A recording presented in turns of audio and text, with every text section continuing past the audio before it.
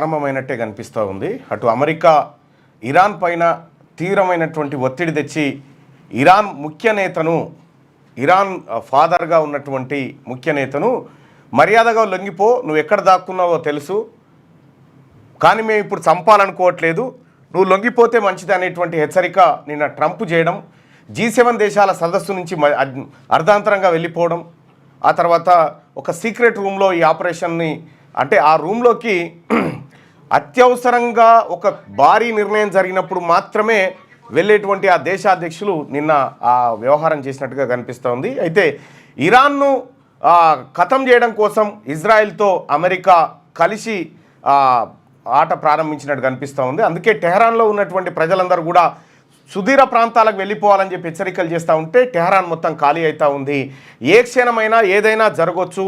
ఇక్కడ ప్రపంచ యుద్ధం ప్రారంభం గంటికలు ఇరాన్ నుంచే మోగేటువంటి అవకాశం కనిపిస్తూ ఉంది. ఇక్కడ ఇరాన్ తరఫున ఇజ్రాయెల్ పైన బాంబు వేయడానికి ఈ రష్యా రెడీ అయిపోయింది. రష్యా బాంబులు కూడా వేసేసింది. రైట్, రష్యా ఇరాన్ వైపు, ఇజ్రాయెల్ వైపు అమెరికా, సో ఇట్లా ఈ యుద్ధంలోకి అగ్రరాజ్యాలు దిగినాయి. ఈ దిగినటువంటి అగ్రరాజ్యాలు ఉత్తగా పోయేటివి కావు. ఇవి తమ ప్రయోజనాల కోసం, తమ ఆలోచనను కాపాడుకోవడం కోసం, ప్రపంచాన్నంతా తమ వైపు తెచ్చుకోవడం కోసం అనేక రకాలైనటువంటి ప్రయత్నాలు చేస్తూనే ఉంటాయి.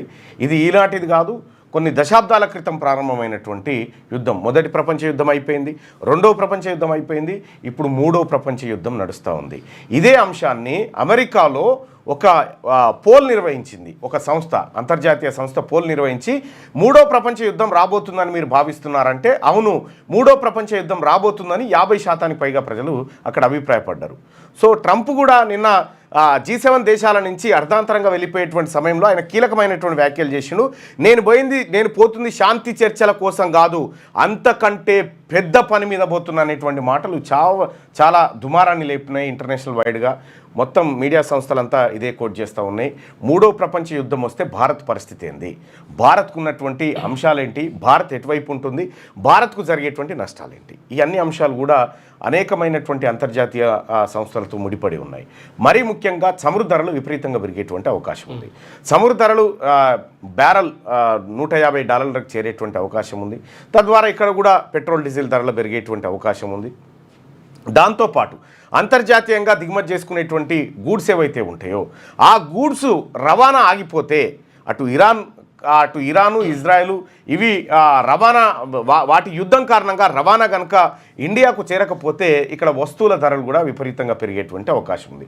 ఇది పరోక్షంగా వాళ్ళిద్దరు కొట్టుకున్నప్పటికీ కూడా ఇండియా పైన పడేటువంటి ప్రభావం అయితే ఇది కనిపిస్తూ ఉంది.